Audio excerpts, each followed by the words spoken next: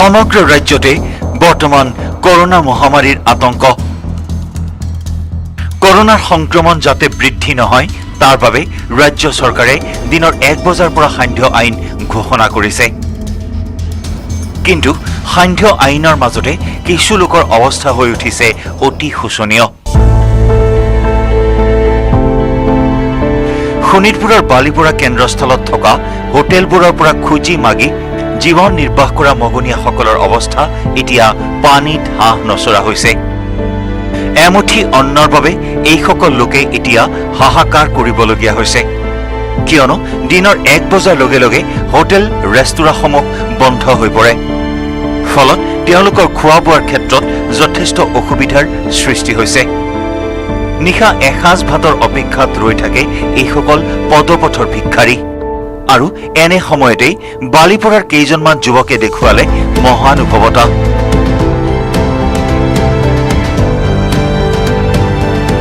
বালিপৰাৰ যুৱক কেইজনে নিজা প্ৰচেষ্টাত সেই মগনীয়া কেইজনক প্ৰত্যেক নিশাই আহাৰৰ যোগান ধৰি আহিছে। 10 দিন মানে হ'লে 10 দিনমান হ'ল এইটো আমি এটা ভাবি লৈছোঁ, আমি আৰু আমাৰ তাৰমানে আমি যে আছোঁ, আমি জীয়াই আছোঁ, লগত আমাৰ মানুহখিনি যিখিনি আছে বাহিৰত যিখিনি খাব নোপোৱা মানুহ, বঞ্চিত লাঞ্চিত মানুহখিনি, সেইখিনিৰ কাৰণে আমি ভাবিছোঁ আজিকালি 1 বজালৈকে দোকানপাটবিলাক হোটেল চোটেলসমূহ খোলা বন্ধ হৈ যায়। তাৰপিছত মানুহখিনি খাব নাপায়, বঞ্চিত হৈ থাকে, ভোকত থাকে। এই মানুহখিনিৰ কাৰণে আমি অলপ চিন্তা চৰ্চা কৰিছোঁ। কৰি পেলাই আমি এইটো ভাবিলোঁ যে আমি কিবা এটা নিজে কৰিব পাৰোঁ নেকি। সেইকাৰণে আমি 10টামান ল'ৰা গোট খাই পেলাই আমাৰ লগৰ বন্ধুবৰ্গ গোটেইখিনি আমি ভাবিলোঁ কিবা এটা কৰোঁ নেকি। তেতিয়া তেনেকৈ আমি ভাবি পেলাই আমি লগৰকেইটাৰ লগত শ্বেয়াৰ কৰিলোঁ। কৰাৰ পিছত আমি ভাবিলোঁ যে আজি তই দে, কালি মই দিওঁ, তেনেকৈ মিলাই আমি তেনেকৈ চলাই থাকিম। এই পৰিয়ালটো যিটো আমাৰ পৰিয়াল, আমি মানে আমি আৰু আমাৰ যিটো পৰিয়াল আছে, পৰিয়াল মানে আমাৰ যিখিনি মানুহ বঞ্চিত হৈ আছে এইখিনি আমাৰ মানুহখিনি আমি খাদ্য যোগান ধৰিছোঁ। নিজে ঘৰত বনাই আনো, নিজে অলপ একোতো কষ্ট নহয়, নিজৰ পৰিয়ালটোৰ কাৰণেও বনাব লাগে। আমি ডেইলি 15জন 20জন মানুহ খুৱাই আছোঁ, বা এনেকুৱা খুজি মাগি খোৱা মানুহ, তেনেকুৱা মানুহবিলাকক আমি খুৱাই আছোঁ। যুৱক কেইজনৰ এই মহানুভৱতাক সকলোৱেই প্ৰশংসা কৰিছে। ৰঙাপৰাৰ পৰা ধনেশ্বৰ কলিতাৰ report, news 18 Assam north east.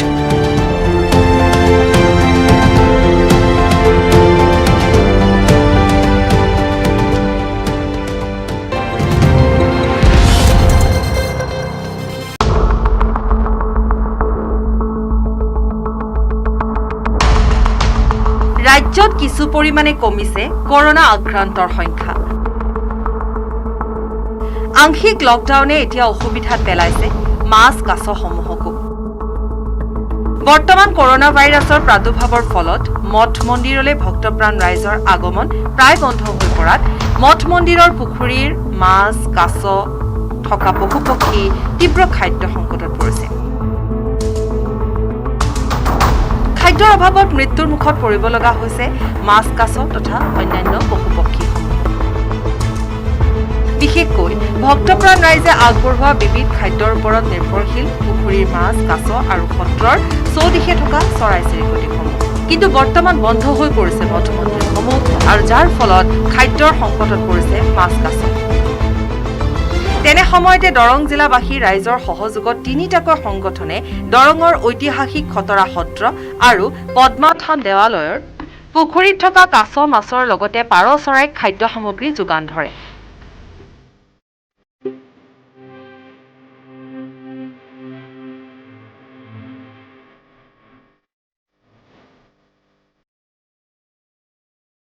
বৰ্তমান কৰোনা ভাইৰাছৰ প্ৰাদুৰ্ভাৱৰ বাবে মঠ মন্দিৰ দেৱালয় আদি দুৱাৰ প্ৰায় বন্ধ হৈ পৰিছে, যাৰ কাৰণে ভক্তপ্ৰাণ ৰাইজৰ সমাগম কম হৈছে। কিন্তু আমাৰ দেখিছোঁ দৰঙৰ কেইটামান সত্ৰ, যেনে খতৰা সত্ৰ আৰু পদ্মনাথ দেৱালয়, এই দুটাত ডাঙৰ পুখুৰী আছে, য'ত সেই পুখুৰীত মাছ আৰু কাছ আছে। যিহেতু ভক্তৰ সমাগম হোৱা নাই, যাৰ কাৰণে কাছ বা মাছৰ আহাৰো ভালমতে পোৱা নাই। কাৰণ আগতে ভক্তবিলাকে বিভিন্ন মুড়ি বিস্কুট আদি লৈ আহিছিলে, তেওঁলোকক দিছিলে, কিন্তু এতিয়া সেই বন্ধ হৈ যোৱাৰ কথাটো আমি গম পাই মানুহে মানুহৰ বাবে দৰং অসম কৰোণা ধাৰাৰ দৰং জিলা সহায়ক সমিতি আৰু ইউনিটি উইথ দ্য ব্লাড ডোনাৰ্ছ এই তিনিটা সংগঠনে একত্ৰিত হৈ ৰাইজৰ সহায় সহযোগত আমি তাতে গৈ বিভিন্ন খাদ্যবস্তু যেনে বিস্কুট মুড়ি কল চাউল বিভিন্ন ধৰণৰ খাদ্যবস্তু আমি দিলোঁ দিয়া হ'ল আৰু দিয়াৰ পিছত আমি দেখিছোঁ ৰাইজেও যথেষ্টখিনি আগবাঢ়ি আহিছে আমাক দেখি বিভিন্নজনে আগবাঢ়ি আহিছে আৰু মই ভাবোঁ এইদৰে যদি আগবাঢ়ি আহে তেতিয়াহ'লে এটা সময়ত গৈ আমাৰ যিটো আমি শংকা কৰিছোঁ যে খাদ্যৰ অভাৱত এই কাছবোৰ কাৰণ পদ্মনাথ থানত প্ৰায় 3000 কাছ আছে মাছ যথেষ্ট আছে পাৰ চৰাই ৰাজহাঁহৰ পৰা আদি কৰি বহুত চৰাই চিৰিকটি আছে গতিকে এইবিলাকৰ যাতে খাদ্য সংকটত পৰি মৃত্যু নহয় তাৰ প্ৰতি আমি নজৰ ৰখাটো সকলোৰে প্ৰয়োজন বুলি অনুভৱ কৰি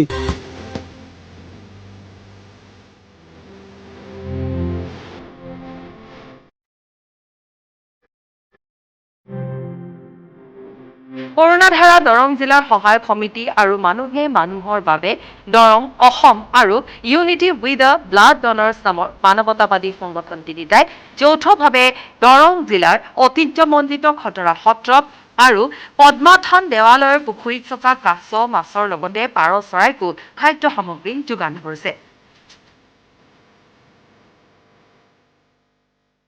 আমাৰ কথা হৈছে সমাজ ব্যৱস্থাত সামাজিক দায়বদ্ধতা আৰু আমি সৰু সৰু কামেৰে আমি কিছু কাম কৰিব পাৰোঁ আৰু সেইটো হৈছে ৰাইজৰ অৰিহণা হয় আমি দেখিছোঁ যে এই কৰোণা প্ৰাদুৰ্ভাৱত যি মানুহৰ লগতে জীৱকুলৰো কিছু ভাবুকি আহিছে আৰু এই ভাবুকি যেতিয়া মঠ মন্দিৰবোৰ বন্ধ হৈ গ'ল তেতিয়া দেখিছোঁ যে ভক্ত সমাগম কমি গ'ল এতিয়া খাদ্যৰ নাটনি হৈছে 3000ৰ ওপৰত কাছ আছে মাছ আছে আৰু চৰাই চিৰিকটিও আছে পাৰ আছে বহুত ছাগলী আছে এতিয়া আমি এটা চিন্তাধাৰা কৰি আমি এনেকুৱা এটা আমি তিনিটা সংগঠনে লগ হৈ আমি ৰাইজক আপিল কৰিলোঁ তেখেতে মানে একে সুন্দৰ সঁহাৰি দিলে আৰু তেখেতৰ সঁহাৰিতে আমি মুড়ি বিস্কুট চিৰা কল যেনেকুৱা পাৰিছে আমাক দিছে আমি সেইবোৰ দায়িত্ব সহকাৰে আমি সেইবোৰ মঠ মন্দিৰত আমি প্ৰদান কৰি আহিছোঁ। দৰং বুলি নহয় অসমৰ বিভিন্ন মঠ মন্দিৰত এনেকুৱা পুখুৰী আছে জলাশয় আছে যিবোৰ আমাৰ ধৰ্মীয় অনুষ্ঠানৰ লগত জড়িত আৱেগ জড়িত হৈ আছে আপোনালোকে সকলোৱে আগবাঢ়ি আহি এই পুখুৰীবোৰত থকা জীৱ জন্তুৰ কাৰণে সহায় সহযোগিতা আগবঢ়াব পাৰে যাতে খাদ্যৰ অভাৱত আমাৰ এই দুৰ্লভ প্ৰাণীবোৰৰ কাছ যাতে মৃত্যু নহয় সেই ধৰণে আমি আগবাঢ়ি যাব পাৰোঁ।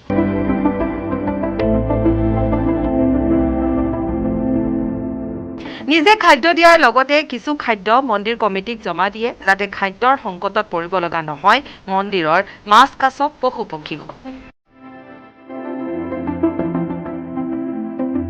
সংগঠনকেইটাই মাছ কাছ আৰু চৰাই চিৰিকটিৰ বাবে মুড়ি বিস্কুট চাউল কল আদি প্ৰদান কৰাৰ সময়ত খটৰা সত্ৰ আৰু পদ্মাথান দেৱালয়ৰ বিষয়ববীয়াসকলে প্ৰশংসা কৰে তিনি সংগঠনক। খাদ্য সামগ্ৰী যোগান ধৰাৰ বাবে সংগঠনকেইটাক একেমুখে শলাগ ললে সকলোৱে।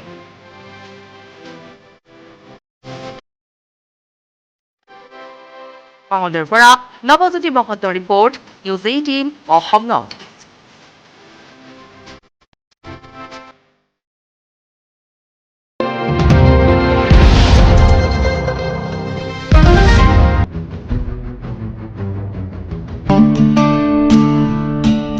কোভিড পৰিস্থিতিৰ এই জটিল সময়ত মানুহে মানুহৰ কথা ভাবি আৰ্তজনক সহায়ৰ হাত আগবঢ়াই মানৱীয়তাৰ নিদৰ্শন দাঙি ধৰিছে।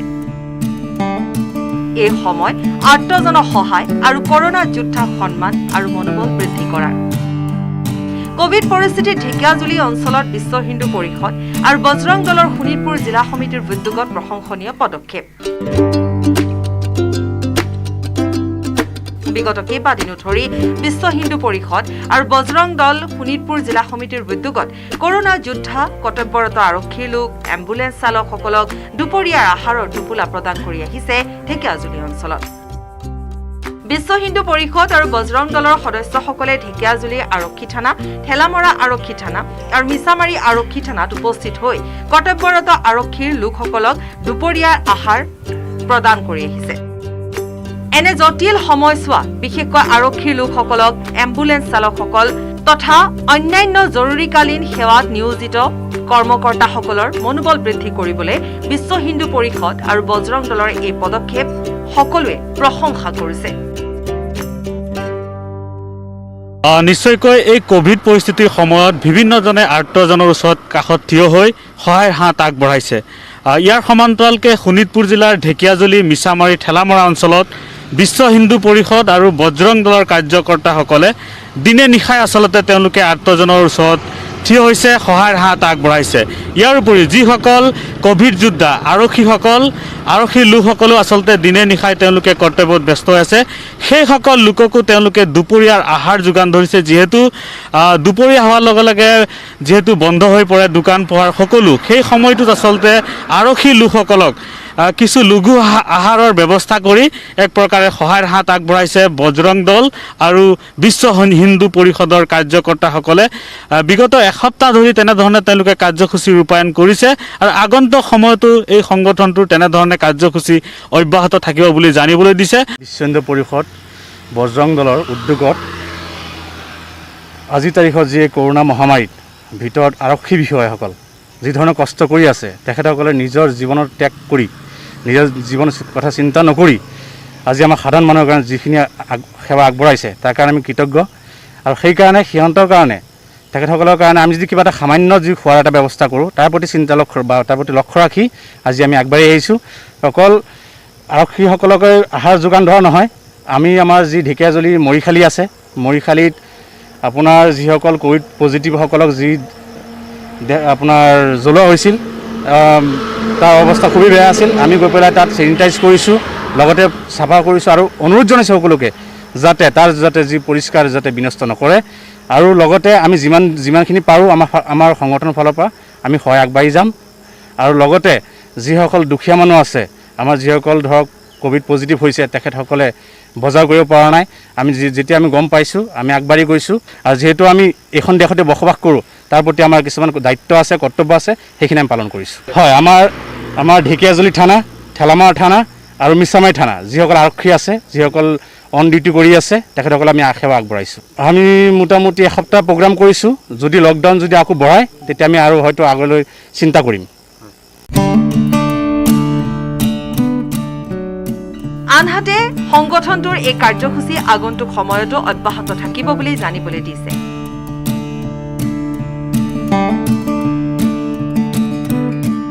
ইফালে সংগঠনটোৰ উদ্যোগত ঢেকীয়াজুলিৰ ৰাজহুৱা শ্মশানত চাফাই অভিযান আৰু চেনিটাইজেশ্যন আদি কৰাৰ লগতে ক'ভিড আক্ৰান্ত দৰিদ্ৰ পৰিয়ালসমূহকো খাদ্য সামগ্ৰী বিতৰণ কৰি মানৱীয়তাৰ নিদৰ্শন দাঙি ধৰিছে। প্ৰথমতে আজি আমি আৰক্ষীসকলৰ কাৰণে, অন ডিউটি আৰক্ষীসকলৰ কাৰণে এইটো টাইমত যিহেতু 1 বজাৰ পৰা লকডাউন হৈ যায়, কাৰ্ফিউ হৈ যায়, তাৰপিছত কোনো চাহ দোকান খোলা নাথাকে। তেওঁলোকে এই টাইমটোত আমি যদি অকণমান এটা লঘু আহাৰৰ ব্যৱস্থা কৰিব পাৰোঁ, চাহৰ ব্যৱস্থা কৰিব পাৰোঁ, চাহ পানীৰ ব্যৱস্থা কৰিব পাৰোঁ, সেইটো সামান্য চেষ্টা এটা কৰিব চেষ্টা কৰিছোঁ আমি। ইয়াৰ আগতে আমাৰ যিটো তেজপুৰ মেডিকেল কলেজ আছে, Tezpur medical college Dekargaon Tezpur medical college Covid চেণ্টাৰত আমাৰ বজৰং দলৰ ফালৰ পৰা তাৰমানে ৰোগীসকলক ফল মূল বিতৰণ কৰা হৈছিল। তাৰপিছত আমি এলকেডি কলেজত যিটো ক'ভিড চেণ্টাৰ হৈছে, আমাৰ 100 বেডৰ আমি বজৰং দলৰ ফালৰ পৰা তাত তৈয়াৰ কৰি দিছোঁ আমাৰ ল'ৰাসকলে গৈ। তাৰপিছত আমি মৰিখালিৰ কথাটো আপুনি জানেই, মৰিখালিও যোৱা পৰহি মৰিখালিও আমি পৰিষ্কাৰ পৰিচ্ছন্ন কৰি আহিছোঁ, চেনিটাইজ কৰি আহিছোঁ। এনেধৰণৰ কাৰ্যসূচী চলি থাকিব। আমি চৰকাৰকো সম্পূৰ্ণ সহায় কৰিব চেষ্টা কৰিছোঁ আৰু আমাৰ অন ডিউটি মানে আৰক্ষী বিষয়া বা যিসকলে নিজৰ জীৱনকো মানে তুচ্ছ জ্ঞান কৰি এই যুঁজত নামিছে, তেওঁলোকৰ লগত আমি একগোট হৈ একেলগে থিয় হ'বলৈ জাষ্ট এটা প্ৰয়াসহে কৰিছোঁ।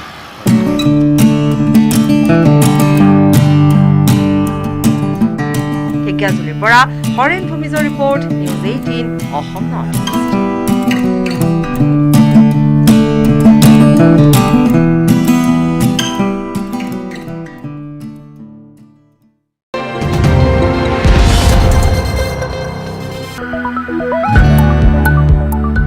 প্ৰাক্তন মুখ্যমন্ত্ৰী সৰ্বানন্দ সোণোৱালৰ দৃষ্টি আকৰ্ষণ কৰিবলৈ সক্ষম হোৱা এগৰাকী ইউটিউবাৰ।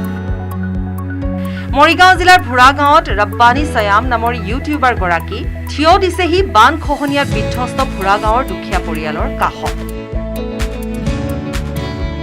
কোভিড পৰিস্থিতিৰ ৰাজ্যত চলি থকা সান্ধ্য আইনৰ বাবে দিন হাজিৰা অথবা সৰু সুৰা কাম বন কৰি চলি ফুৰা বহু পৰিয়ালৰ পেটৰ ভাতমুঠি যোগাৰ কৰাত যথেষ্ট সমস্যাৰ সৃষ্টি হৈছে। নিজৰ অঞ্চলৰ এনে 300টা দুখীয়া পৰিয়ালৰ মাজত খাদ্য সামগ্ৰী বিতৰণ কৰিছে ৰব্বানী সয়াম নামৰ ইউটিউবাৰগৰাকীয়ে। কোভিড চিটুৱেশ্যনৰ মানে যেনেকুৱা চিটুৱেশ্যন এতিয়া বৰ্তমান চলি আছে এইটো চিটুৱেশ্যনত বহুত মানুহৰ বহুত মানে প্ৰব্লেম হৈছে চ' তাকে ভাবি মানে আমাৰ বাডিজ ফেমিলি যোনটো আমাৰ ইউটিউব চেনেল হয় তাৰে ফালৰ পৰা আমি 150টা পৰিয়াললৈ অকণমান খোৱা খাদ্য যোগান ধৰিবলৈ চেষ্টা কৰিছোঁ।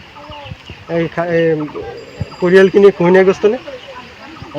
আমাৰ মাথাউৰিৰ কাষত থকা বহুত তেনেকুৱা পৰিয়াল আছে মানে এতিয়াতো আপোনাৰ 11টামান বজাত কাৰফিউ হয় চ' তাৰে পিছত তেখেতে কেতিয়াবা বৰষুণ আহে চ' তেনেকুৱা চিটুৱেশ্যনত বহুতে কাম কৰিব নোৱাৰে সেইটো ভাবি আমি অকণমান সহায় কৰিবলৈ চেষ্টা কৰিছোঁ।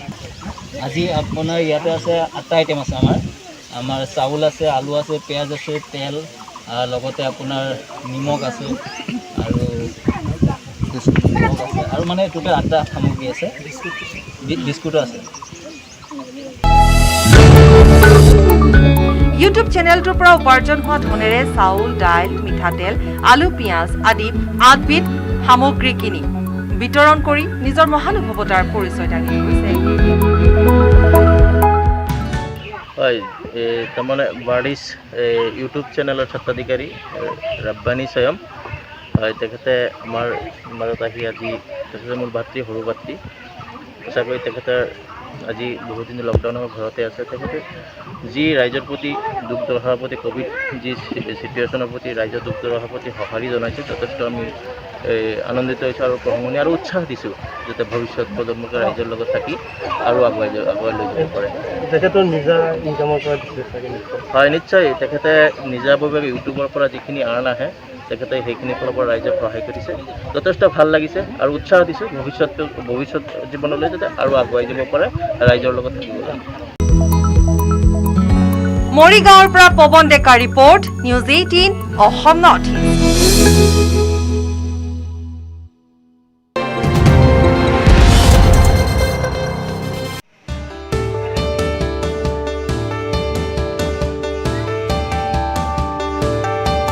কৰোনা কালত হোজাই মোৰাঝাৰ প্ৰগতিশীল যুৱ মঞ্চৰ সভাপতি সুহিল আহমেদৰ মহানুভৱতা।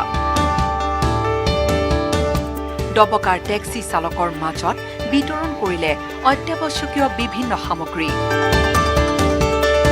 সমগ্ৰ ৰাজ্যতে কৰোনাই সংহাৰী ৰূপ ধাৰণ কৰিছে। চৰকাৰে ঘোষণা কৰিছে নতুন নতুন SOP।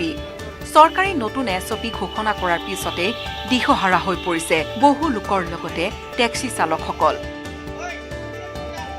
নিয়মীয়াভাৱে চালকসকলে পোৱা নাই গাড়ীৰ ভাড়া,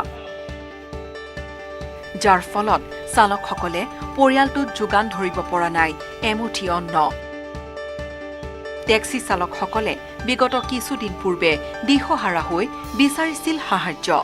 টেক্সি চালকৰ সাহায্যৰ বাতৰি সম্প্ৰচাৰ হোৱাৰ পিছতো বিশেষ কোনো সঁহাৰি নাপালে জনপ্ৰতিনিধি বা চৰকাৰৰ পৰা। যাৰ পৰিপ্ৰেক্ষিতত মোৰাঝাৰ প্ৰগতিশীল যুৱ মঞ্চৰ সভাপতি সুহিল আহমেদে নিজে আগবাঢ়ি আহিছে তেওঁলোকৰ কিছু সহায় হোৱাকৈ। সেই অনুসৰিয়ে চালকসকলৰ মাজত যোগান ধৰে অত্যাৱশ্যকীয় বহুখিনি সামগ্ৰী। কাৰফিউ লগতে মিনি লকডাউনে এই মানুহক জুৰুলা কৰি পেলাইছে আৰু সেই বিভিন্ন সময়ত আমি সংবাদ মাধ্যমত দেখিছিলোঁ ডবকাৰ একাংশ গাড়ী চালকসকলে চৰকাৰলৈ আবেদন কৰিছিলে কিবা সাহায্যৰ কাৰণে। সেইটোৰ প্ৰতি সঁহাৰি জনাই মোৰাঝাৰ যুৱ মঞ্চৰ উদ্যোগত আমি আজি ডবকাত কিছু খাদ্য সামগ্ৰী এই চালকসকলক বিতৰণ কৰিছোঁ।